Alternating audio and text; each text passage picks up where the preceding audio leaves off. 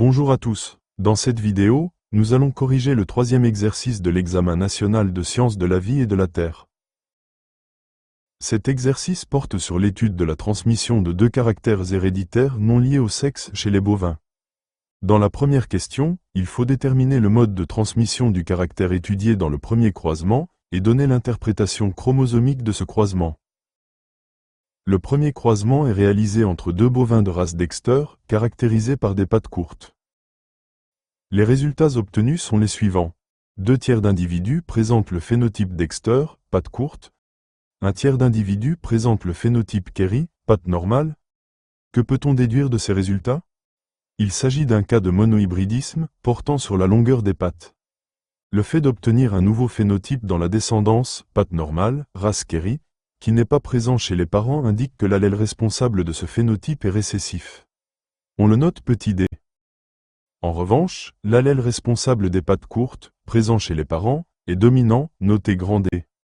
Ainsi, les deux parents sont hétérozygotes, grand D, sur petit d, ce qui est nécessaire pour que le phénotype récessif apparaisse dans la descendance. Par ailleurs, les proportions observées, 2/3 Dexter et 1/3 Kerry, suggèrent qu'il s'agit d'un cas impliquant un gène létal.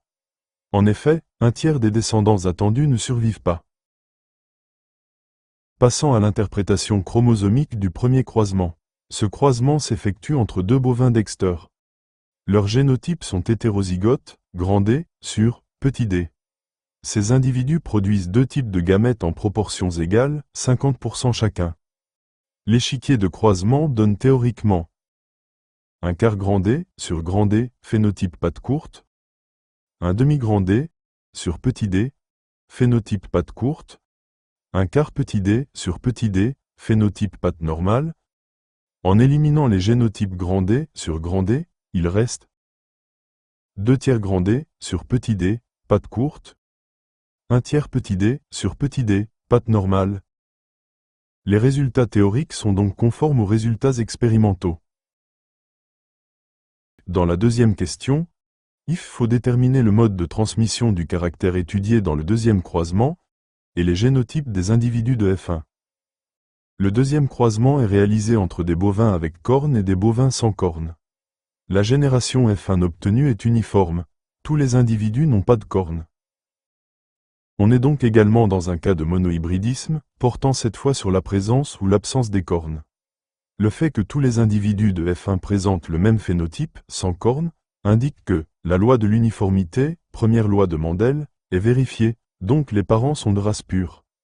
L'allèle responsable de l'absence de cornes est dominant, noté grand R, l'allèle responsable de la présence de cornes est récessif, noté petit r. Ainsi, les individus de la F1 sont hétérozygotes, grand R, sur petit r. Dans la troisième question, il faut donner l'interprétation chromosomique du troisième croisement et déterminer les proportions attendues. Ce croisement est réalisé entre des individus F1, à la fois, sans cornes et à pattes courtes. Il s'agit donc de dihybridisme avec deux gènes indépendants. Les génotypes des parents sont grand R sur petit r et grand D sur petit d. Chaque parent produit 4 types de gamètes en proportions égales, grand R, grand D. Grand R, petit d, petit r, grand D. Petit r, petit d. En combinant ces gamètes, on peut construire un échiquier de croisement montrant toutes les combinaisons possibles.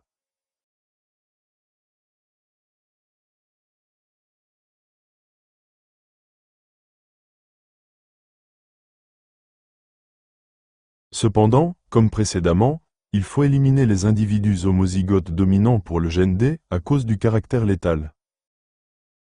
Après cette élimination, les proportions attendues sont 6/12, sans cornes, pattes courtes. 2/12, avec cornes, pattes courtes. 3/12, sans cornes, pattes normales. 1/12, avec cornes, pattes normales.